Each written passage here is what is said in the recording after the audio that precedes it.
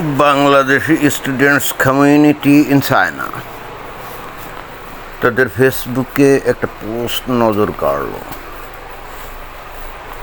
এই হেতু চিন্তা করলাম এটার উপরে তো একটা ভিডিওর অবতারণা করা যায়। তো তারা কি লিখছে? তারা লিখছে যে চায়না আসার আগে খবর নিয়ে আসবেন। আচ্ছা, আমাদের ইউনিভার্সিটি আমাদের ঈদের নামাজটা পর্যন্ত আদায় করতে দিচ্ছে না, বলছে নামাজে গেলে স্কলারশিপ থাকবে না। From Guizhou university. আপনার ইউনিভার্সিটির কী অবস্থা? আচ্ছা, খুবই অন্যায় কাজ করছে তাহলে চীন নাকি? ঈদের নামাজ পড়তে দিবে না, এটা কোন ধরনের কথা? তার মানে চীন খুব ভালো করে এই যে মুসলমানদের চরিত্র এবং ইসলাম সম্পর্কে জানে বলে মনে হচ্ছে, তাই না?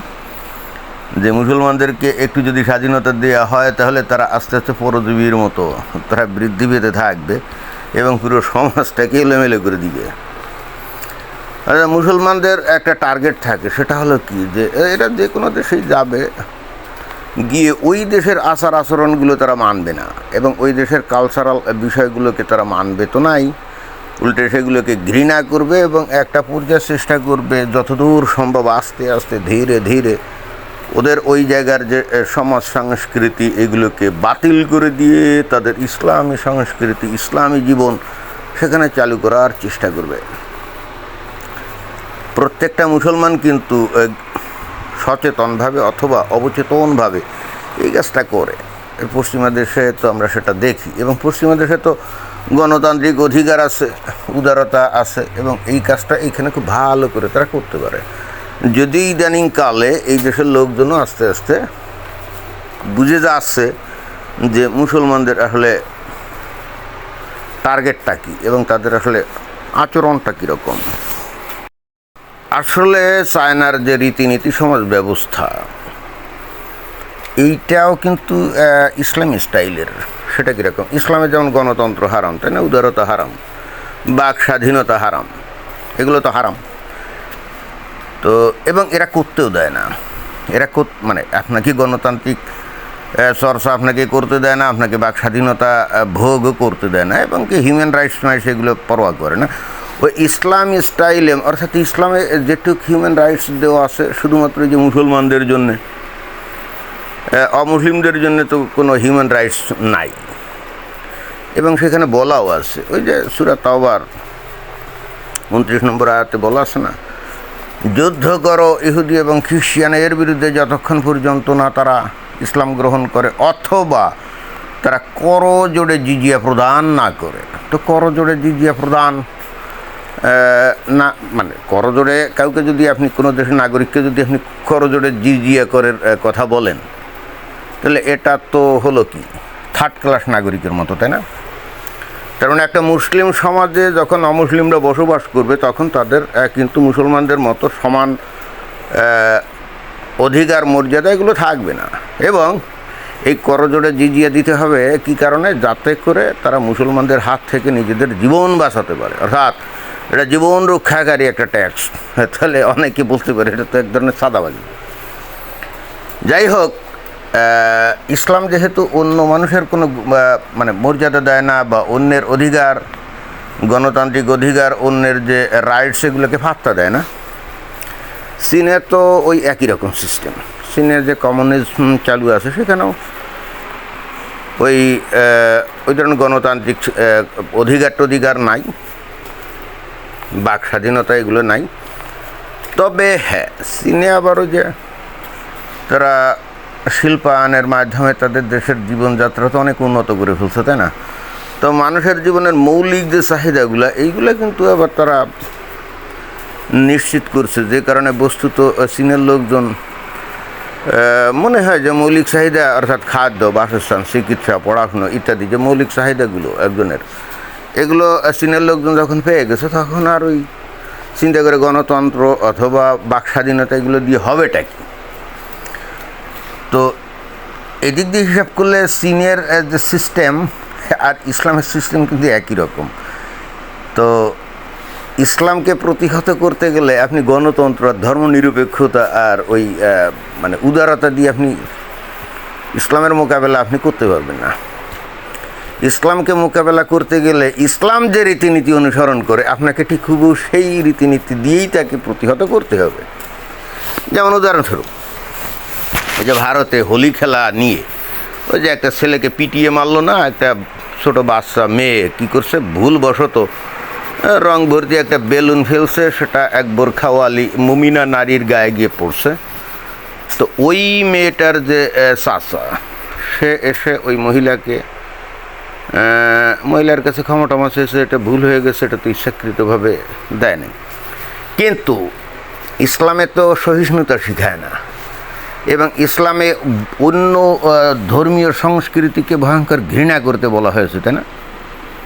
এবং ওই মহিলাটা কি করছে, তার গায়ে যখন হিন্দুদের হোলি খেলা, মানে তাদের যে পূজা পার্বণের যে হোলির রং পড়ছে, অতএব তার তো এখন জাহান্নাম ছাড়া গতি নেই, সে কি করছে, ভারতের মতো একটা হিন্দু অধ্যুষিত দেশে তারা সংখ্যালঘু হওয়া সত্ত্বেও তারা কিন্তু কেয়ার করে না, বাড়ি গিয়ে লোকজনকে ডেকে এনে ওই লোকটাকে পিটিয়ে মারছে।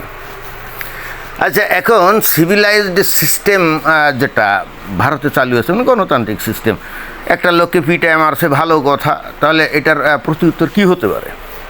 সিভিলাইজড সিস্টেমে যারা এসে পিটিয়ে মারছে তাদের এগেনস্টে কেস হবে, পুলিশ তাদেরকে ধরবে, তাদেরকে কোর্টে চালান করবে, বিচার আচার হবে, এবং তারপর দোষী ব্যক্তিরা কি শাস্তি পাবে, তাই না? জেল হাজত ফাঁস এগুলো হবে। এটাই তো সিভিলাইজড সিস্টেমে, কিন্তু এটাই হওয়ার কথা।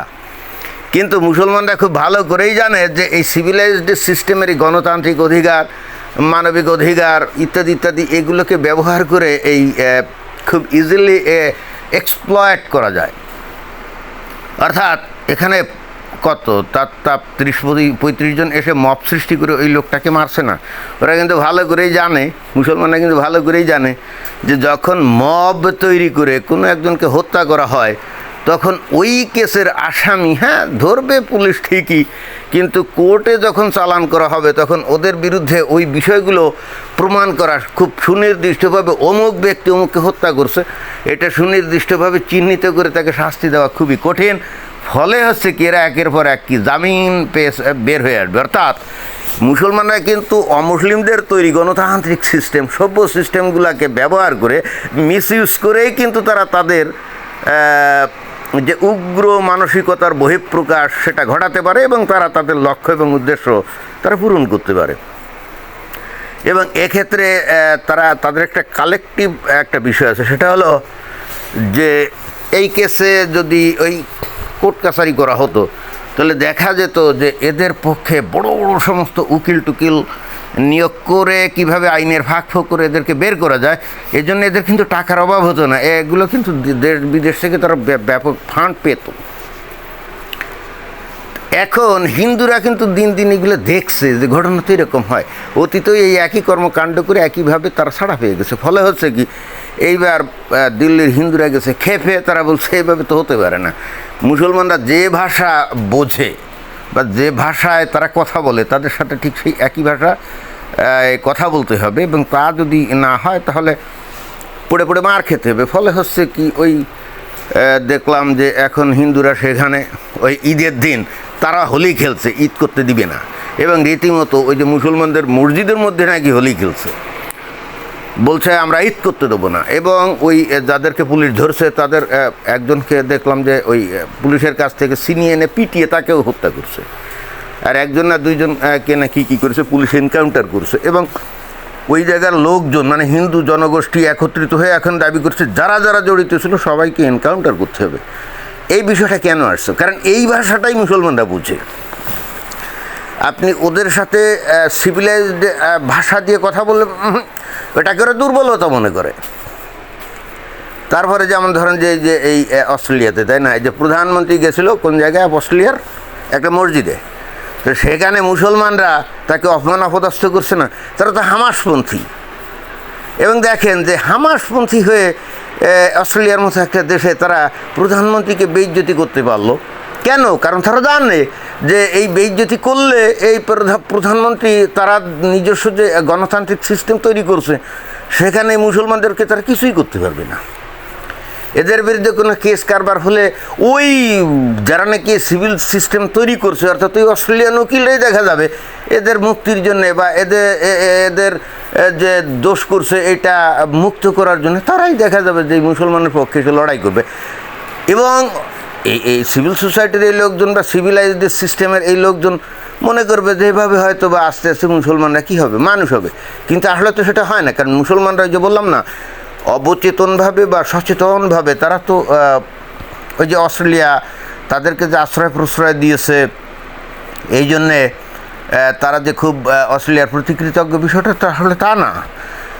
মুসলমানরা এগুলো অস্ট্রেলিয়ার সরকারের দুর্বলতা, অস্ট্রেলিয়ার মানুষের দুর্বলতা হিসাবে গণ্য করে। ফলে হচ্ছে কি, ওইখানে তারা ওই অ্যাসাইলাম করে আশ্রয় পেয়েছে, এই জন্যে তারা কৃতজ্ঞ না, তারা বরং এটাকে দুর্বলতা হিসেবে গণ্য করে চিন্তা করছে এইবার আস্তে আস্তে আমরা এখানে ইসলামাইজেশন করব। এবং এই ঘটনাটাই কিন্তু আমরা দেখতে পাই। তো এখন চায় না মনে হয় যে এই যাবতীয় বিষয়গুলো অনুধাবন করছে দীর্ঘদিন। এবং আমি তো বারবার বলি যে কমিউনিজম এবং ইসলাম আসলে দুইটাই একই সিস্টেম, যেখানে মানবের কোনো অধিকার কিছু নাই। ইসলামের ঈশ্বর হলো কি? ইসলামের ঈশ্বর হলো ওই আল্লাহ, আর কমিউনিজম এর ঈশ্বর হলো কার্ল মার্কস, তাই না? তো তফাৎ হলো এইটুকু, আর কিছু না। তো এই বাংলাদেশ থেকে মুসলিমরা গেছে, এখন চায়না তো দেয়, স্কলারশিপ টিপ দেয় তাদের জায়গায় পড়াশুনো করার জন্যে। তারা বলছে তোমরা পড়াশুনো করতে আসছো, এখানে নামাজ পড়ার জন্য আসো নাই। আর যদি নামাজ পড়ো তাহলে আমাদের দেশের আইন বড় কড়া, তাহলে তোমাদেরকে এই যে পয়সা দিয়ে এখানে পড়াতে নিয়ে আসছি, ভাই পয়সা টয়সা দেওয়া না, ভাষায় দুইটা লাথি দিয়ে তোমাদের ফেরত পাঠানো হবে, ঠিক আছে? অর্থাৎ মুসলিমরা যে ভাষা বোঝে ঠিক সেই ভাষায় চাইনিজরা এই মুসলমানদের সাথে সেই ভাষা ইউজ করে, যে কারণে ওখানে ফাজলামি কিন্তু কোনোভাবেই সম্ভব না। তো এই হলো পরিস্থিতি। ধন্যবাদ।